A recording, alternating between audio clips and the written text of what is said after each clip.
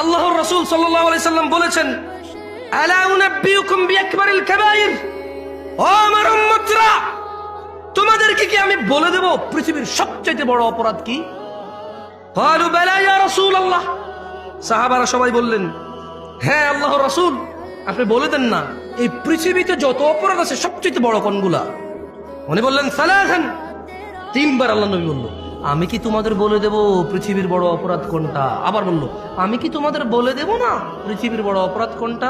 আবার বলল, আমি কি তোমাদের বলে দিব না এই পৃথিবীর সবচেয়ে বড় অপরাধ কোনটা? তিনবার বললেন। সাহাবারা বলল, হ্যাঁ আল্লাহ নবী সাল্লাল্লাহু আলাইহি সাল্লাম বলে দেন। বলেন, আল ইশরাকু বিল্লাহ, পৃথিবীর সবচেয়ে বড় অপরাধ আল্লাহর সাথে শিরিক করা। দ্বিতীয় বড় অপরাধ বাবা মায়ের অবাধ্য হওয়া। ওই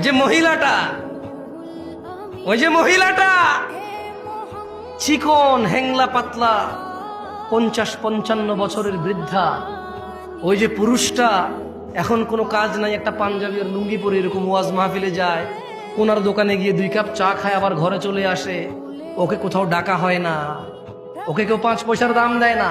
এই তুচ্ছ এই হ্যাংলা পাতলা বুড়ার বুড়ি, আল্লাহর নবী বলছে, এই বুড়া বুড়ির যদি তোমার মা বাপ হয়, ধাক্কা দিলে পড়ে যাবে যে লোকটার এখন চাকরিও নাই, ব্যবসাও নাই, তুমি যদি ওকে উপার্জন করে না চিকিৎসা করাও, না খাওয়াও, ও বেচারা অসুস্থতায় ভুগবে, ক্ষুধায় ভুগবে।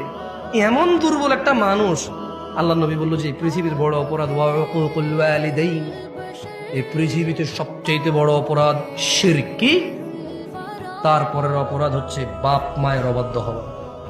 তুমি তো বলো হুন্ডা না কিনে দিলে ঘর কোপায় ফেলবো, ভাই আমার, তুমি বলো তোমার বাপকে হুন্ডা না কিনে দিলে ঘর কোপাবো, তুমি বলো তোমার বাপকে জন্ম দিছিস কর্মদেশ না কা, বই পড়ে শিখবে এগুলো না? পাগল ছেলে, ওর ক্ষমতা কত জানো?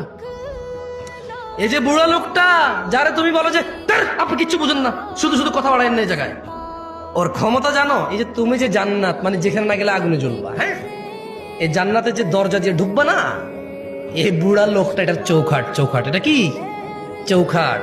এটা নাই মানে দরজাই নাই, এটা নাই মানে কি দরজাই। বোঝো ওর ক্ষমতা।